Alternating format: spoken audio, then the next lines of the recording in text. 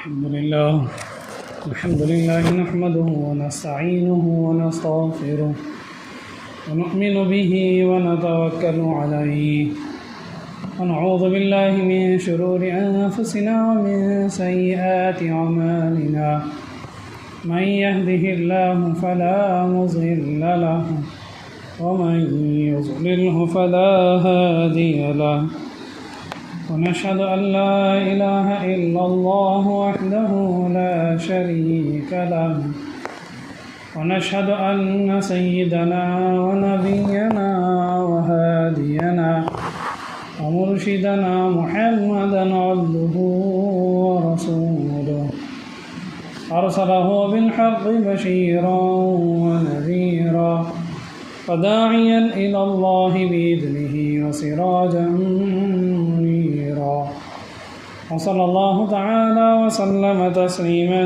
كثيرا قال الله تبارك وتعالى في كلامه المجيد فأعوذ بالله من الشيطان الرجيم بسم الله الرحمن الرحيم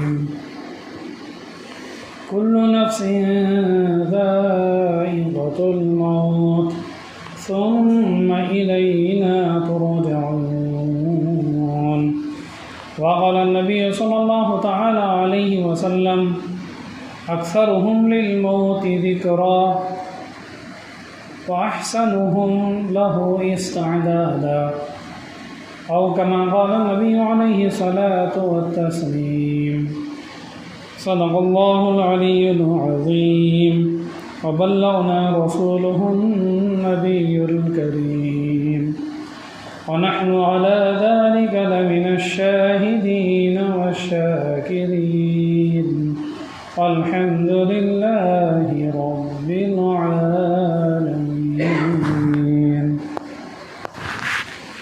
محترم سامعین کرام اور بزرگان محترم، قرآن شریف کی جو آیتیں مبارکہ تلاوت کی گئی ہیں، اس میں اللہ تبارک و تعالیٰ ایک ایسی چیز کا ذکر فرما رکھے ہیں جسے سب مانتے ہیں، چاہے وہ خدا کو نہ مانے، لیکن وہ شخص یا پھر وہ انسان خدا کی اس چیز کو، اس فیصلے کو ضرور مانتے ہیں، چاہے مسلمان ہو یا کافر، غیر ہو یا عیسائی، یہودی ہو یا کوئی بھی ہو، خواہ وہ خدا کو مانے یا نہ مانے، لیکن وہ خدا کی اس پیدا کی ہوئی چیز کو ضرور مانتا ہے۔ اس چیز کا نام ہے موت۔ موت کا ہر ایک کو یقین ہے۔ موت کو لوگ بھگا نہیں سکتے، نہ لوگ موت سے بچ سکتے ہیں۔ موت ایک مدلل چیز ہے، ایک محکم فیصلہ ہے اللہ کی طرف سے، جسے ہر حال میں آنا ہے۔ دنیا کتنی ترقی کر چکی ہے، سائنس بڑھ چکی ہے، ٹیکنالوجی میں ترقی آ چکی ہے، میڈیکل سائنس بھی بدل چکی ہے، اس میں اضافہ ہو چکا ہے، لیکن انسان چاند پر بھی جا رہے ہیں، اسپیس میں جا رہے ہیں، بہت سارے سیٹلائٹ سب کچھ بنا رہے ہیں، لیکن موت سے بچنے کا، مرے ہوئے کو زندہ کرنے کا آج تک نہ کوئی طریقہ بنا ہے، نہ آئندہ بنے گا۔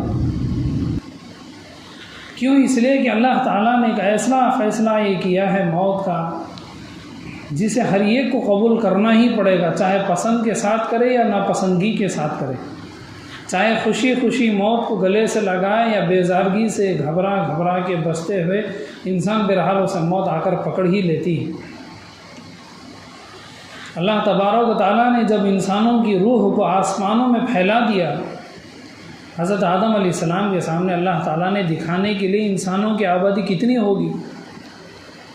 انسانوں کی جسم پیدا ہونے سے پہلے اللہ نے ہر انسان کی روح کو اللہ نے بہت پہلے ہی پیدا کر دیا۔ اللہ تعالیٰ نے ہر انسان کی روح کو بہت پہلے ہی پیدا کرنے کے بعد آسمانوں میں ایک جگہ ساری روحوں کو اللہ تعالیٰ وہیں پہ جمع رکھے ہیں۔ جب انسان کا جسم ماں کے پیٹ میں بننے کا وقت آتا ہے، آسمان سے فرشتہ اس روح کو اللہ کی اجازت لے کر کے وہ ماں کے پیٹ میں لا کے چھوڑ دیتا ہے۔ جسم تو اب بن رہا ہے یا بعد میں بن رہا ہے، آنے والے کئی سالوں بعد کسی کی شادی ہوتی ہے، لیکن روح تو بہت پہلے اللہ نے بنا دی۔ وہ روح آسمانوں میں ایک جگہ ہے جہاں پہ اللہ نے ان ساری روحوں کو ایک جگہ جمع کیا۔ فرشتوں نے اللہ تعالیٰ سے کہا ہے پروردگار عالم اتنی ساری روحیں، اتنے بہت زیادہ انسان زمین میں آئیں گے تو پوری زمین بھر جائے گی، پھر زمین میں رہنے کے لیے کوئی جگہ نہیں رہے گی۔ اللہ تبارک و تعالیٰ نے فرمایا میرے فرشتوں ان انسان کو ختم کرنے کے لیے، ان انسانوں کا نام و نشان مٹانے کے لیے میں نے موت کو پیدا کیا ہے۔ اگر موت نہ ہوتی تو سارے انسان اتنے زمین میں پھیل جاتے، اتنے بھر جاتے کہ زمین میں ختم رکھنے کی جگہ نہ ہوتی، لیکن میں نے موت کو پیدا کیا ہے۔ وہ موت ان انسانوں کا نام و نشان مٹا کے رکھ دے گی۔ کیسے کیسے بادشاہ اس دنیا میں آئے ہیں، کیسے کیسے پہلوان اس دنیا میں آئے اور آج ان کا نام و نشان نہیں، ان کا نام لینے والا کوئی نہیں۔ کبھی کہیں کسی کتاب میں، کسی اسکول میں، کالج کی کتابوں میں کہیں کہیں وہ ان بادشاہوں کا قصہ آ جائے تو لوگ پڑھتے ہیں، پھر وہ جائے تو پھر بھول جاتے ہیں۔ تو اللہ تعالیٰ نے فرشتوں سے فرمایا کہ موت آئے گی اور آ کر کے انسانوں کو دنیا سے وہ ختم کرتے رہے گی، اور اس طرح دنیا کی زمین بہت کچھ خالی رہ جائے گی، بہت ساری خالی جگہ رہے گی۔ تو اللہ تبارک و تعالیٰ نے انسانوں کا سب کچھ فیصلہ کر دیا ہے کہ دنیا میں لوگ کیسے رہیں گے، کتنے رہیں گے۔ اسی لیے حدیث پاک میں اللہ کے نبی علیہ الصلوۃ والتسلیم نے ارشاد فرمایا لوگوں موت کو یاد کرو، موت کے بارے میں فکر کرو، موت کے بارے میں خیال کرتے رہو، موت کے بارے میں سوچتے رہو۔ اور موت کے بارے میں ہم کیسا سوچیں گے، کیا خیال کریں گے؟ موت کو اس طرح یاد کرنا چاہیے جیسے ہم آنے والے کل میں کیا کرنے والے ہیں، آنے والا دن ہمارے لیے اس میں کیا کام ہے، کہیں شادی میں جانا ہے، کہیں سفر میں جانا ہے، یا پھر کہیں دوسرے سے کام لینا ہے یا کام نکالنا ہے۔ جس طرح ہمیں دوسروں سے کام ہے تو اس کے لیے ہم سوچتے ہیں کہ فلاں کام کب کرنا ہے، فلاں کام کیسے ہوگا، فلاں مہینے میں کیا کام ہمیں کرنا ہے، فلاں سال میں ہمیں کیا کام کرنا ہے۔ ایسے ہی ہم موت کے بارے میں سوچیں گے، موت جب آئے گی تو وہ ہماری حالت کیسی ہوگی۔ موت آئے گی، فرشتے لے کر کے چلے جائیں گے، تو پھر اس کے بعد یہ خاندان، یہ قبیلہ، یہ آبادی، یہ شہر، یہ گھر، یہ آل، یہ اولاد، یہ کوئی ہمارے ساتھ نہیں رہیں گے۔ تو اس طرح انسان اس وقت کو سوچے جب انسان کوئی بہت بڑی غلطی کر لے تو سوچنے لگتا ہے کہ پولیس والے میرے پیچھے پڑے ہیں، پولیس کے لوگ مجھے ڈھونڈ رہے ہیں، گلی گلی میں مجھے ڈھونڈ رہے ہیں، میری فوٹو بنا کر کے پیپروں میں فوٹو بنا کر کے جگہ جگہ دیواروں پر لگا دی گئی ہے، نیوز میں میری فوٹو چل رہی ہے، جیسے میں پولیس کے ہاتھ لگوں گا لے جا کر کے مجھے جیل میں ڈال دیں گے۔ تو جس طرح ایک قیدی کو یہ ڈر ہوتا ہے کہ جیسے ہی میں پولیس والوں کے ہاتھ لگوں تو مجھے لے جا کر کے جیل خانے میں ڈال دیں گے، تو جس طرح وہ اپنے جیل کے بارے میں، اپنے گرفتار ہونے کے بارے میں سوچے، اس طرح انسان یہ سوچے کہ موت جب آئے گی تو چاہے میں گھر میں رہوں یا غار میں چھپ جاؤں یا پہاڑوں میں بھی جا کے چھپ جاؤں، لیکن میری موت مجھے اٹھا کر کے لے جائے گی۔ پیغمبر دو عالم صلی اللہ تعالیٰ علیہ وسلم ایک مرتبہ لوگوں کے پاس سے گزرے تو دیکھا کہ سب لوگ زور زور سے ہنس رہے ہیں، ہنسی مذاق کر رہے ہیں، ایک دوسرے سے دل لگی کی باتیں ہو رہی ہیں۔ پیغمبر علیہ السلام نے فرمایا لوگوں اپنی مجلس کو مقدر کرنے والی چیز کو یاد کرو، یعنی تم اتنے زیادہ دل لگی کر رہے ہو، تم اتنی زیادہ مذاق ایک دوسرے سے مذاق کی باتیں کر رہے ہو، تم اس چیز کو بھی یاد کرو جس کی وجہ سے مجلس کی خوشی ختم ہو جاتی ہے۔ لوگوں نے سوال کیا وہ کیا چیز ہے؟ پیغمبر علیہ السلام نے فرمایا وہ ہے موت۔ اپنی موت کو یاد کرو کہ وہ موت ہر انسان پہ آئے گی، کوئی انسان اس سے بچنے والا نہیں۔ اور آگے موجود ہے کہ موت کو یاد کرنے کی وجہ سے انسان کے گناہ معاف ہوتے ہیں، انسان کے گناہ ایسے پگھل جاتے ہیں جیسے کہ موم بتی آگ لگانے سے وہ پگھلتی ہے۔ آپ نے موم بتی جلا دی، 1 گھنٹے بعد دیکھیں وہ کتنی پگھل گئی ہوگی، کچھ گھنٹوں بعد اس کو موم بتی کا نام و نشانی ختم ہو جائے گا، بڑی سی بڑی موم بتی بھی۔ اس طرح موت کے بارے میں جب سوچیں گے کہ جب موت ہماری آئے گی تو اس وقت نہ یہ ہمارا مال ہمارے کام آئے گا، نہ ہمارا گھر ہمارے ساتھ رہے گا، نہ ہمارے خاندان کے لوگ ہمارے ساتھ آئیں گے، سب اکیلے لے جا کر کے قبر میں چھوڑ کر کے آ جائیں گے۔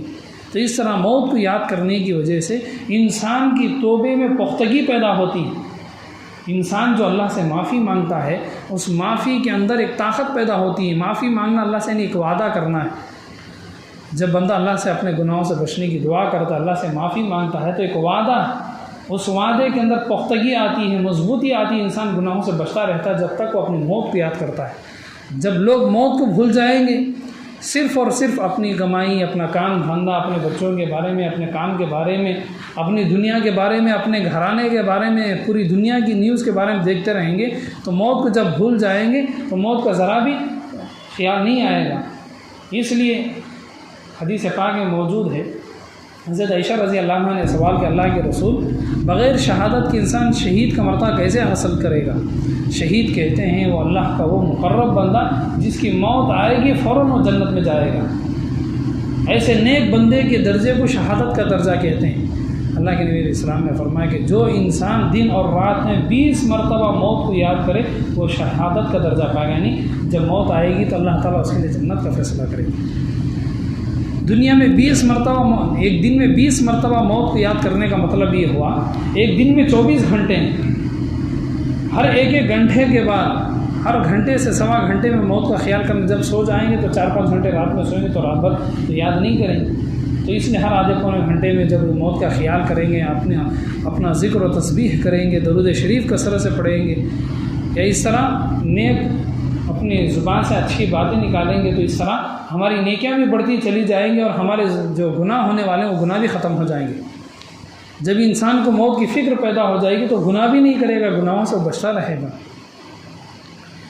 اللہ کے نبی علیہ الصلوۃ والتسلیم نے ارشاد فرمایا موت کے بعد جو کچھ حالت انسان پر پیش آنے والی، مرنے کے بعد انسان کے پر جو مصیبتیں وہاں پر آنے والی، اگر وہ زندہ لوگوں کو معلوم ہو جائے تو لوگ خواہش کے ساتھ کھانا کھانا چھوڑ دیں گے، اپنی پسند کا کھانا کھانا لوگ بھول جائیں گے۔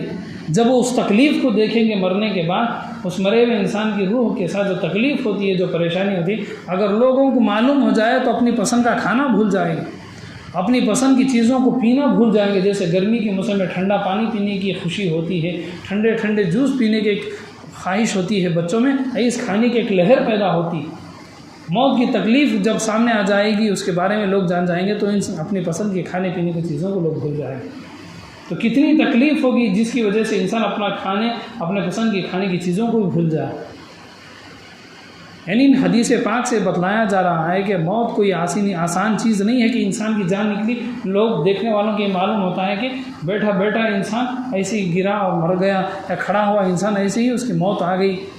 دیکھنے والوں کے لیے ایک معمولی سا معلوم ہوتا ہے کہ اس کی روح نکل گئی، فلاں انسان کی موت ہو گئی، انتقال ہو گیا، لیکن یہ تکلیف صرف مرنے والے ہی کو معلوم ہوتی ہے کہ مرتے وقت یا مرنے سے پہلے کیا تکلیف گزرتی ہے۔ لوگ سمجھتے ہیں کہ اچانک موت آ گئی، لیکن موت سے پہلے کی کچھ حالتیں ایسی ہوتی ہیں جو انسان دوسروں کو بتا سکتا ہے، صرف احادیث میں ان کے بارے میں بتلایا گیا ہے، اور بعض مرتبہ اللہ تعالیٰ نیک لوگوں کے ذریعے مرنے کی جو تکلیف ہوتی ہے وہ دوسروں کو اللہ تعالیٰ نیک بندوں کے ذریعے بتلاتے ہیں۔ ایک حدیث پاک میں اللہ کے نبی علیہ السلام نے فرمایا جتنا انسان مرنے کے بعد خبر کے عذاب کو جانتے ہیں، موت سکرات کی تکلیف کے بارے میں جتنا لوگوں کو معلوم ہے، حدیث پاک میں جتنا آیا، اگر اتنا علم جانوروں کو معلوم ہو جائے اور وہ جانوروں کو عقل انسان کی طرح عقل اور سمجھ آ جائے تو کوئی بھی جانور دنیا میں کھانے کے لیے موٹا جانور نہیں ملے گا، سارے کے سارے جانور موت کی تکلیف اور گھبراہٹ سے، خبر کے عذاب سے دبلے پتلے ہو جائیں گے۔ یعنی انسان کو جب حد سے زیادہ ٹینشن اور پریشانی ہو جائے تو انسان بالکل ہی باریک اور دبلا پتلا ہو جاتا ہے، اس طرح جانور بھی موٹا تازہ نہیں ملے گا۔ یعنی یہ بتلایا جا رہا ہے کہ موت کوئی معمولی چیز نہیں ہے، لیکن انسانوں کو معلوم ہونے کے بعد بھی انسان غفلت کے ساتھ، سستی کے ساتھ انسان بھول جاتے ہیں، جس کی وجہ سے انسان ہر قسم کے موجود ہیں، دبلے بھی ہیں، موٹے بھی ہیں۔ لیکن اگر وہی موت کی فکر آ جائے تو کوئی انسان، جس طرح حدیث پاک میں موجود ہے کہ اگر جانوروں کو بھی معلوم ہو جائے تو کوئی جانور موٹا نہیں ہوگا، اسی طرح انسانوں کی بھی حالت ہوگی کہ کوئی انسان جب سے فکر آ جائے گی موت کی تو کوئی بھی انسان موٹا نہیں ہوگا۔ تو بہرحال یہ کوئی معمولی چیز نہیں ہے۔ حضرت سلیمان علیہ الصلوۃ والتسلیم کے دربار میں ملک الموت آ گئے، موت کا جو فرشتہ ہے، روح نکالنے والا، وہ فرشتہ آ گیا۔ حضرت سلیمان علیہ السلام کے دربار میں ایک آدمی بیٹھے ہوئے تھے، وہ موت کا فرشتہ اس آدمی کو بڑے ہی غصے کے ساتھ آنکھیں بڑی بڑی کر کے گھورنے لگا۔ وہ جو آدمی بیٹھے تھے حضرت سلیمان علیہ السلام کے پاس، وہ پریشان ہو گئے کہ یہ کوئی نیا آدمی آیا ہے اور بیٹھنے کے بعد بڑے غصے سے مجھے گھور کے کیوں دیکھ رہا ہے، بڑی بڑی آنکھیں بنا کے مجھے کیوں گھور گھور کے دیکھ رہا ہے۔ وہ پریشان آدمی ہو گیا اور اس نے حضرت سلیمان علیہ السلام سے کہا آپ ہواؤں کو اجازت دیں مجھے ہوا اڑاتے ہوئے وہ ہندوستان پہنچا دیں۔ حضرت سلیمان علیہ الصلوۃ والتسلیم نے اس ہوا کو حکم دیا کہ اسے لے جا کر وہاں پر بھیج دیں۔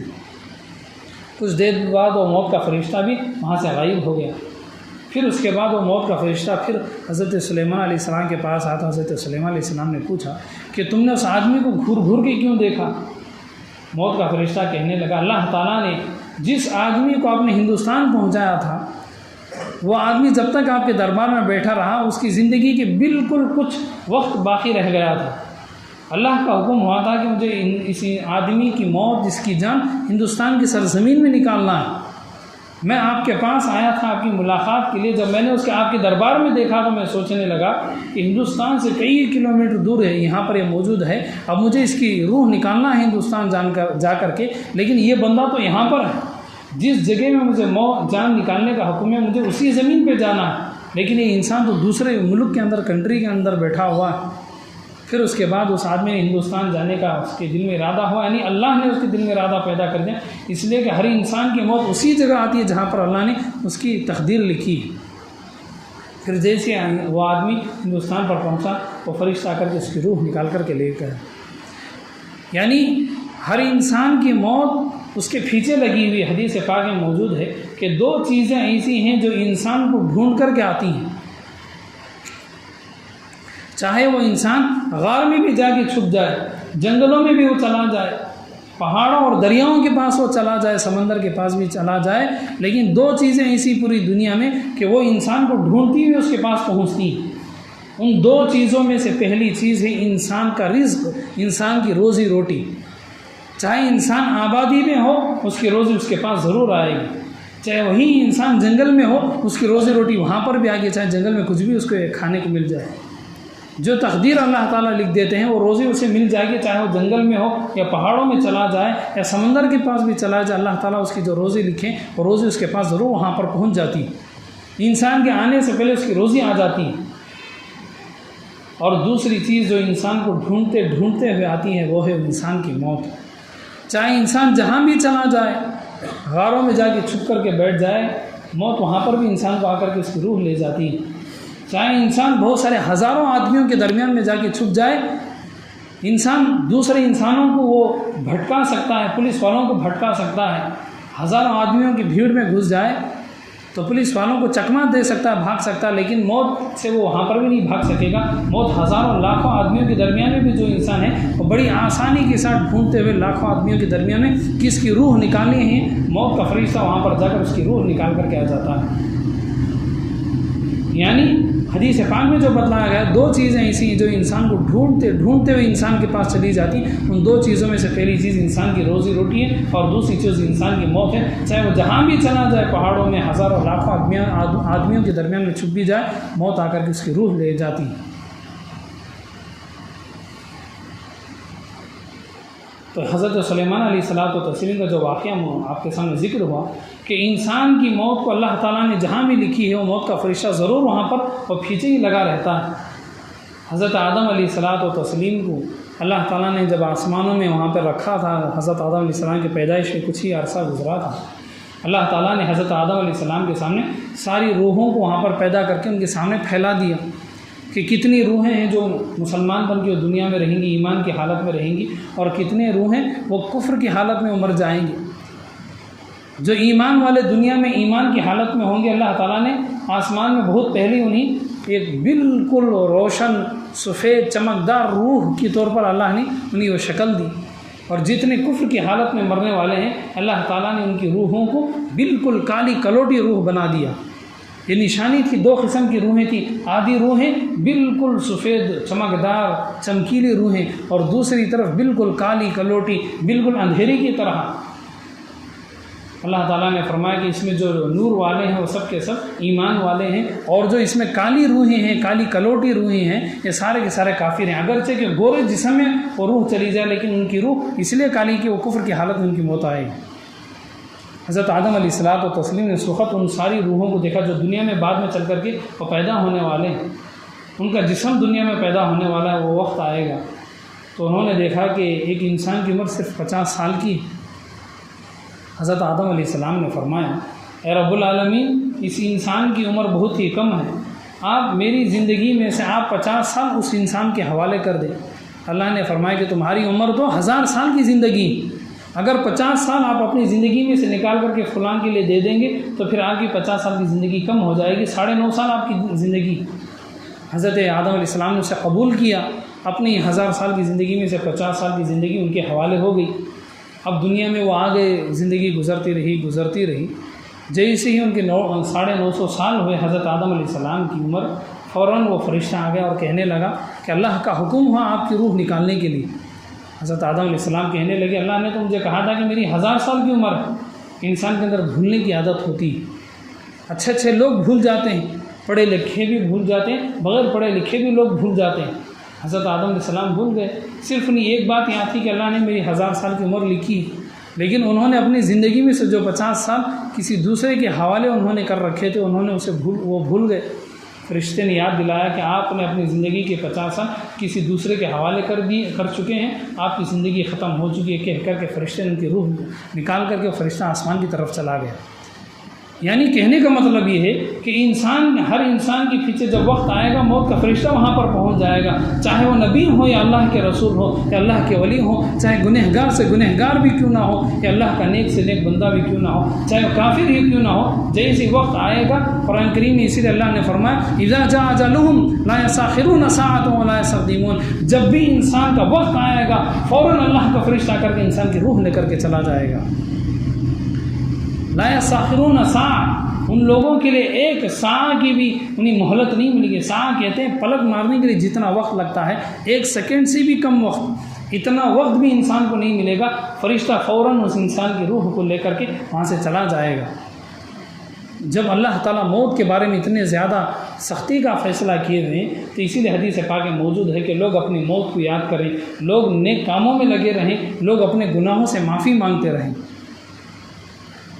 حضرت موسیٰ علیہ الصلاۃ والتسلیم کے پاس موت کا فرشتہ آیا اور آ کر کے کہنے لگا اللہ تبارک و تعالیٰ کا حکم ہوا ہے کہ جا کر کے موسیٰ علیہ السلام سے آپ اجازت لیں، اگر موسیٰ علیہ السلام اجازت دیں تو ان کی روح نکال لیں، ان کی جسم سے جان نکال کر کے آ جائے، اگر وہ چاہتے ہیں تو ان کے لیے ایک موقع دے دیں۔ وہ آگے فرشتے موسیٰ علیہ السلام سے کہا کہ اللہ کا حکم ہے، اگر آپ تیار ہیں تو آپ کی روح نکال لی جائے گی، آپ کی موت ابھی آ جائے گی، اور اللہ کی طرف سے اجازت ہے۔ آپ کے پاس جو ایک جانور ہے، بیل جانور ہے، اگر آپ اس جانور کی پیٹھ پر ہاتھ رکھیں گے آپ کے ہاتھوں کے نیچے جتنے بال آ جائیں گے اتنے سال آپ کی زندگی ملے گی۔ اگر 50 بال آ گئے تو 50 سال، 100 یا 200 بال آ گئے تو 200 سال کی زندگی ملے گی۔ اگر ہم ہوتے تو خوش ہو جاتے کہ چلو اتنے 100 سال ہم زندہ رہیں گے۔ موسیٰ علیہ السلام نے سوال کیا اگر میں اب راضی ہوں تو میری موت اب ہو جائے گی، جتنے میرے ہاتھ کے نیچے بال آ جائیں گے، 100 ہو یا 200 بال بھی آ جائیں، 200 سال کے بعد کیا تم پھر میری جان نکالنے کے لیے آؤ گے؟ کیا میرے پر پھر موت آ جائے گی؟ موت کا فرشتہ کہنے لگا تب بھی موت سے بچاؤ نہیں ہے، چھٹکارا نہیں ہے، چاہے موقع آپ کو مل جائے لیکن پھر بھی آپ کے پاس موت آئے گی، ہم آئیں گے آپ کی جان لے کر کے جائیں گے۔ موسیٰ علیہ السلام نے فرمایا کہ پھر تو زندہ رہنے کا کیا فائدہ ہے، بس جتنی زندگی ملی بس ہے، اب مجھے اللہ کے پاس جانا ہے، میری روح نکالو۔ اس کے بعد فرشتہ کی روح لے کر کے آسمانوں کی طرف چلا گیا۔ یعنی اس واقعے کا خلاصہ یہ ہے کہ جو نیک لوگ ہوتے ہیں، چاہے وہ نبی ہوں یا عام لوگ ہوں، جب لوگ نیک ہوتے ہیں تو انہیں موت سے ڈر نہیں لگتا ہے۔ کیوں؟ اس لیے کہ انسان جب نیک ہوتے ہیں تو وہ مرنے سے پہلے اپنی موت کی تیاری کر چکے ہوتے ہیں۔ بہت سارے ایسے نیک لوگوں کے واقعات ہیں، اللہ کے ولیوں کے، صحابہ کرام کے واقعات ہیں، جب ان کی موت آ رہی تو بالکل وہ ہنستے رہے، خوشی کے ساتھ ہنستے ان کا انتقال ہو گیا۔ کیوں؟ اس لیے کہ انہوں نے اپنی موت سے پہلے وہ تیاری کر رکھے تھے۔ ایک صحابی نے اللہ کے نبی علیہ السلام سے سوال کیا اللہ کے رسول مجھے موت کا خیال ہی نہیں آتا، مجھے موت یاد ہی نہیں آتی۔ اللہ کے نبی علیہ السلام نے حدیثوں میں فرمایا کہ موت کو یاد کرو، موت کے بارے میں سوچتے رہو، موت کے بارے میں بار بار اپنے دل میں خیال لاتے رہو کہ موت ایک دن آئے گی، مجھے اللہ کے پاس جانا ہے، مجھے ایک دن قبر میں جانا ہے۔ وہ کہنے لگے مجھے موت بالکل بھی یاد ہی نہیں آتی، میں بھول ہی جاتا ہوں، مجھے کچھ بھی یاد نہیں آتا، موت کا خیال ہی نہیں آتا، نہ مجھے خبر یاد آتی ہے، نہ مجھے مرنے کے بعد میرا جو کچھ وہ ہے وہ کچھ بھی یاد نہیں آتا۔ اللہ کے نبی علیہ السلام نے فرمایا کیا تمہارے پاس مال ہے، دولت ہے، کیا تم نے روپیہ پیسہ کما کے جمع کے رکھا ہے؟ اور صحابی رسول کہنے لگا بے شک اللہ کے رسول میرے پاس مال ہے دولت ہے، میں نے اپنا پیسہ بہت کچھ جمع کے رکھا ہے، جیسے لوگ آج دنیا میں جمع کر کے رکھتے ہیں، بینک بیلنس ہو جہاں کہیں بھی ہو، عورتیں ہوں تو سونا بہت کچھ جمع کے رکھ لیتی۔ اللہ کے نبی صلی اللہ علیہ وسلم نے فرمایا تم اپنا مال صدقہ کرو، اپنی دولت صدقے میں خرچ کر دو۔ کیوں؟ اس لیے کہ انسان کا مال اور دولت جہاں پہ رہتی ہے انسان کا دل بھی وہیں رہتا ہے۔ جب لوگ دنیا میں اپنا مال بینکوں کے اندر، اپنے گھروں میں، اپنی تجوریوں میں وہ مال دولت سونا پیسہ جمع کے رکھیں گے، مرد ہو یا عورت، ان کی خواہش یہی ہوگی کہ ہم اور زندہ رہیں اور ہم 10-20 سال زندہ رہیں۔ اگر وہ اپنا مال صدقہ کرتے رہیں گے روزانہ یا ہفتے میں ایک مرتبہ، مہینہ وہ اپنا مال صدقہ کر کے آخرت کے لیے وہ مال بھیجتے رہیں گے۔ جیسے دنیا میں مال کی ضرورت ہے، پیسوں کی ضرورت ہے، سونے کی ضرورت ہے، چاندی کی ضرورت ہے، جس عورت کے پاس زیور نہ ہو لوگوں میں عورتوں میں اس کی کوئی عزت نہیں ہوتی۔ جس عورت کے پاس جتنے زیادہ زیورات ہوں گے لوگ عورتیں اسے بڑی اونچی نگاہ سے دیکھتی۔ جس انسان کے پاس پیسے روپیے دولت زیادہ ہو لوگ اس کی عزت کرتے ہیں۔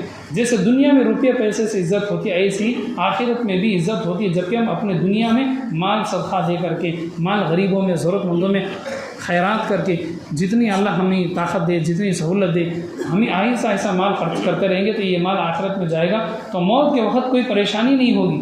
کیوں؟ اس لیے کہ ہم نے صدقہ کر کے، خیرات کر کے، غریبوں کو، ضرورت مندوں کو کھانا کھلا کر کے، ضرورت مندوں کی ہم نے پیسے وغیرہ کے ذریعے، راشن وغیرہ کے ذریعے مدد کر کے ہم نے اپنے آخرت میں رہنے کے لیے مال رکھا ہے۔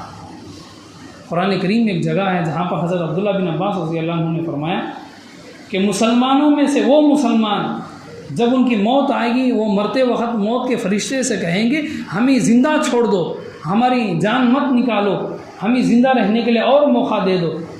یہ وہ مسلمان ہوں گے جنہوں نے اپنی دنیا میں اپنے مال کا صدقہ نہیں نکالا۔ قرآن کریم میں اللہ تعالیٰ نے 28ویں پارے میں سورہ منافقون کے آخر میں اللہ نے فرمایا کہ وہ مسلمان جنہوں نے صدقہ نہیں دیا ہے، خیرات نہیں دیا ہے، وہ لوگ مرتے وقت فرشتے سے ترستے رہیں گے، رحم کی بھیک مانگیں گے، ہمیں زندہ چھوڑ دو، ہم جینا چاہتے ہیں، ہم زندہ رہنا چاہتے ہیں۔ کیوں؟ اس لیے کہ ان کا مال دنیا میں، اس لیے ان کا دل بھی یہاں پر لگا ہوا ہے۔ اگر آہستہ آہستہ ہم کچھ نہ کچھ صدقہ کرتے رہیں گے تو مال کی صدقہ کرنے کی، جیسے یہ مال، یہ دولت، یہ روپیہ آخرت میں ہمارے لیے رہے گا، جیسے دنیا میں مال ہمارا مال ہے، ایسی یہ صدقہ کیا ہوا مال آخرت میں وہ ہمارا مال بنے گا۔ تو بہرحال کہنے کا مقصد یہ کہ حدیث پاک میں جو بتایا ہے کہ جب انسان کا دل اس کے مال کے ساتھ لگا ہوا ہے، جو لوگ صدقہ نہیں، خیرات نہیں، 10-10 سال، 20-20 سال، 30-30، 40 سال ہو جائیں گے اور زندگی میں زکوٰۃ نہیں نکالیں گے، نہ رمضان میں نکالیں گے، نہ کسی وقت وہ زکوٰۃ نکالیں گے۔ اب اس کی حالت زندگی کی جب گزرے گی تو جب اللہ کی طرف سے وقت آئے گا، موت کا وقت آئے گا، لوگ جینا چاہیں گے۔ کیوں؟ اس لیے کہ ان کا مال دنیا ہی میں، اور دنیا میں رہنا چاہیں گے، لیکن جب موت آئے گی لا یستأخرون ساعۃ، فرشتہ ایک لمحے کے لیے بھی نہیں چھوڑے گا، ان کی روح لے کر کے چلا جائے گا۔ حضرت داؤد علیہ الصلاۃ والتسلیم ایک اللہ کے نبی گزرے ہیں، قرآن کریم میں اللہ تعالیٰ نے ان کا بہت سارا ذکر فرمایا، ان کا تذکرہ کیا۔ حضرت داؤد علیہ السلام بڑے ہی شرمیلے مزاج کے تھے، بڑے رحم والے تھے۔ جب وہ عبادت کے لیے مسجد کو جاتے، نماز کے لیے، تو اپنے گھر کو قفل لگا کے چلے جاتے۔ ایک مرتبہ جب وہ اپنے گھر میں آئے تو دیکھا کہ گھر کا قفل ٹوٹا ہوا ہے، دروازے کھلے ہوئے اور اندر ایک آدمی موجود ہے۔ حضرت داؤد علیہ السلام گھر کے اندر آئے اور غصے سے انہوں نے سوال کیا تم کون؟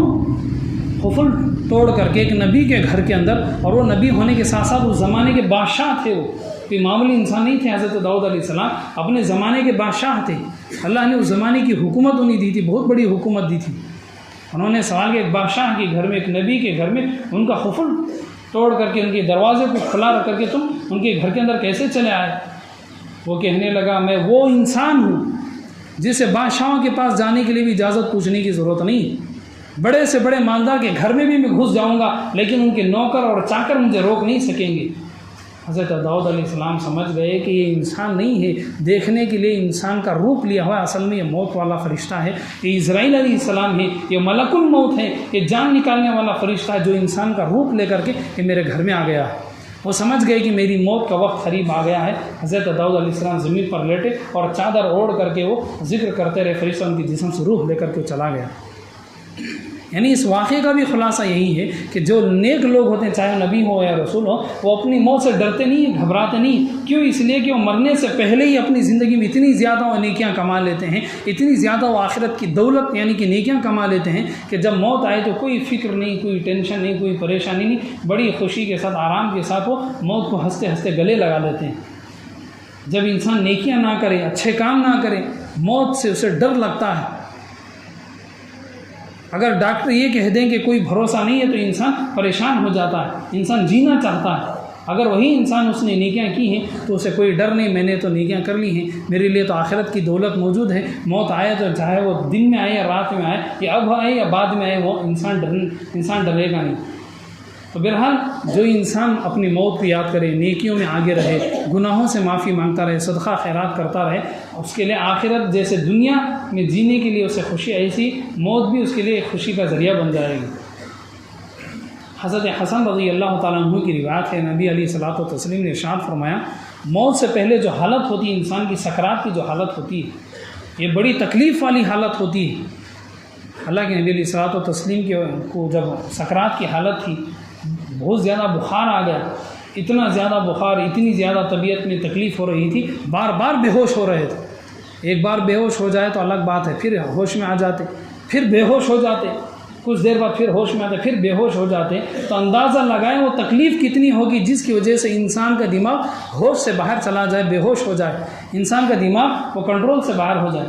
اللہ کے نبی علیہ الصلوۃ والتسلیم کو موت سے پہلے جو سکرات کی حالت تھی اس سے وہ بے ہوش ہو جاتے۔ جب ہوش میں آتے تو فوراً اپنے ان کے پسینے، ان کے چہرے پر، پیشانی پر پسینہ ہوتا اسے صاف کرتے، مسواک کرتے اور کہتے لا الہ الا اللہ ان للموت سکرات۔ وہ کلمہ پڑھنے کے ساتھ کلمہ کہتے لا الہ الا اللہ، اس کے بعد کہتے یقیناً موت کی جو سکرات ہے یعنی کہ موت کی جو تکلیف ہے بڑی سخت تکلیف ہے۔ تو حدیث پاک میں موجود ہے، حضرت حسن رضی اللہ عنہ، حضرت ابو ہریرہ رضی اللہ عنہ کی روایت ہے کہ انسان کے پر موت سے پہلے جو حالت گزرتی وہ ایسی ہے جیسے کہ 300 چاقوں سے اس کے جسم کے اندر وہ چبھانے لگے۔ ایک چاقو اگر کسی کے پیٹ کے اندر چلی جائے، کسی کے دل میں اندر چلی جائے، کسی کے ہاتھ میں اگر چاقو سے کٹ لگا دیں، پاؤں میں کٹ لگا دیں تو انسان کو تکلیف ہوتی ہے۔ اگر 300 جگہ ہاتھوں میں، پیروں میں، پیٹ میں، پیٹھ میں، زبان میں، آنکھوں میں، کانوں میں، سر میں، ہر جگہ چاروں طرف سے چاقو ہی چاقو کسی کے جسم میں چبھانے سے جو درد ہوتا ہے، ایسی تکلیف حدیث پاک میں موجود ہے۔ مرنے سے پہلے وہ تکلیف ہوتی ہے، اس وقت نہ انسان بات کر سکتا ہے، نہ اپنی تکلیف بتا سکتا ہے۔ حضرت موسیٰ علیہ الصلوۃ والتسلیم کا انتقال ہو گیا اللہ کے دربار میں۔ جس انسان کی بھی موت ہوتی ہے اگر وہ ایمان والا ہے تو مرنے کے بعد فرشتے فوراً اس کی روح کو آسمان میں لے کر کے اللہ کے دربار میں حاضر کرتے ہیں۔ جیسے قیدی کو پولیس والے لے جا کر کے کورٹ میں جج کے سامنے کھڑا کرتے ہیں، ایسے ہی مرتے ہی فوراً جتنے بھی نیک لوگ ایمان والے ہوتے ہیں فرشتے انہیں گرفتار کر کے آسمانوں میں لے جا کر کے اللہ کے دربار میں ایسے حاضر کرتے ہیں جیسے کورٹ میں جج کے سامنے قیدی کو پولیس والے کھڑا کرتے ہیں۔ اللہ تعالیٰ ان سے کچھ سوالات کرتے ہیں جو چاہے، پھر اس کے بعد واپس فرشتوں کو حکم دیتے ہیں کہ اس روح کو لے جاؤ، اس کی میت جہاں پر دنیا میں ہے اس کی میت کے ساتھ اس کی روح کو اس جگہ میں چھوڑ دو۔ اگر کافر ہے تو اسے اوپر جانے کی اجازت نہیں ملے گی آسمانوں میں، اللہ تعالیٰ کافروں سے سوال بھی نہیں کریں گے، دنیا ہی میں ان کی روح رہے گی۔ تو حضرت موسیٰ علیہ الصلوۃ والتسلیم کا جب انتقال ہو گیا، فرشتے ان کی روح لے کر کے اللہ کے دربار میں چلا گیا، آسمانوں سے اوپر اللہ کے درباروں میں فرشتوں نے حضرت موسیٰ علیہ السلام کی روح کو کھڑا دیا۔ اللہ تعالیٰ نے موسیٰ علیہ السلام سے سوال کیا، یہ بتاؤ کہ تمہیں موت سے پہلے کی جو تکلیف گزری ہے، جو سکرات کی تکلیف گزری، وہ تکلیف کیسی تھی؟ حضرت موسیٰ علیہ الصلوۃ والتسلیم کے وہاں پر دو اقوال موجود ہیں، دو انداز سے انہوں نے بتایا کہ مرنے سے پہلے انسان پہ کیا تکلیف گزرتی ہے۔ حضرت موسیٰ علیہ السلام نے فرمایا کسی پرندے کو پکڑ کر کے آگ میں زندہ جلائیں، تو زندہ جلانے کی وجہ سے جو پرندہ پھڑ پھڑاتا ہے، پر مارتا ہے، درد سے جو پرندہ چیختا ہے، چلاتا ہے، یہی تکلیف ہوتی ہے انسان کی روح نکلنے کے وقت۔ اور حضرت موسیٰ علیہ السلام نے فرمایا، اسی کو دوسرے انداز سے انہوں نے یہ فرمایا کہ زندہ بکری کی جسم سے اگر کھال نکالنا شروع کر دیں، چمڑا نکالنا ایک ہے، ذبح کرنے کے بعد چمڑا نکالتے ہیں، اگر زندہ بکری کے پیروں سے اس کے جسم سے کھینچ کر کے جب چمڑا نکالیں تو جس طرح بکری روتی ہے، چیختی ہے، چلاتی ہے، درد سے وہ بکری روتی ہے، یہی تکلیف مرنے والے کو موت سے پہلے ہوتی ہے۔ حضرت موسیٰ علیہ السلام نے فرمایا، اے رب العالمین، یہ تکلیف موت سے پہلے مجھے ہو رہی تھی۔ جب نبیوں کو اس طرح کی تکلیف ہو رہی ہے تو ہمارا اور آپ کا باقی لوگوں کا کیا حال ہے؟ اسی لیے اللہ کے نبی علیہ الصلوۃ والتسلیم نے فرمایا لوگوں موت کو یاد کرو. اسی لیے اللہ کے نبی اسلام ایک دعا مانگتے تھے اللہم بارک لنا فی الموت وفیما بعد الموت. اے اللہ موت کے وقت ہمیں برکت دے اور موت کے بعد بھی برکت دے. برکت کا معنی ہے آسانی. موت کے وقت آسانی دے, موت کی تکلیفوں سے نجات دے, موت کی پریشانیوں کو ختم کر دے. اللہ کے نبی علیہ الصلوۃ والتسلیم نے دعائیں مانگی. تو موت یہ کوئی معمولی چیز نہیں ہے, یہ مرنے والا ہی جانتا ہے کہ اس سے کس طرح کی تکلیفیں ہو رہی ہیں. تو مرنے سے پہلے ایسی تکلیف ہوتی ہے جیسے کہ کسی زندہ انسان کے جسم سے اگر چمڑے کو کاٹ کر کے نکالا جائے یا کسی زندہ انسان کو جب جلایا جائے تو جو تکلیف ہوتی ہے یہی تکلیف مرنے والے کو ہوتی ہے. حضرت عمر بن خطاب رضی اللہ تعالیٰ عنہ نے حضرت کعب رضی اللہ عنہ سے سوال کیا. حضرت کعب رضی اللہ عنہ یہ قرآن کے ماہرین میں سے تھے. یہ قرآن کریم کے ان آیاتوں کو بڑے اچھی طرح سے جانتے تھے جن کے بارے میں بہت سارے صحابہ نہیں جانتے. حضرت عمر رضی اللہ عنہ نے سوال کیا اے کعب یہ بتاؤ کہ موت کی تکلیف کیسی ہوتی ہے. چونکہ قرآن کی آیتوں نہیں بہت زیادہ یاد تھی, قرآن کے ماہرین میں سے تھے. ایک مرتبہ اللہ کا حکم ہوا نبی سے کہ کعب سے کہو کہ قرآن پڑھے. اللہ کا حکم ہو رہا ہے کہ وہ کعب سے قرآن سنیں. اور کتنا زیادہ قرآن کو جاننے والے ہوں گے کہ جن کے لیے نبی کو حکم ہوا کہ آپ ان سے قرآن سنیں. قرآن تو نبی پہ نازل ہوا لیکن نبی کو حکم ہے کہ آپ ان سے جا کر کے قرآن سنیں. اتنے زیادہ قرآن کے جاننے والے تھے.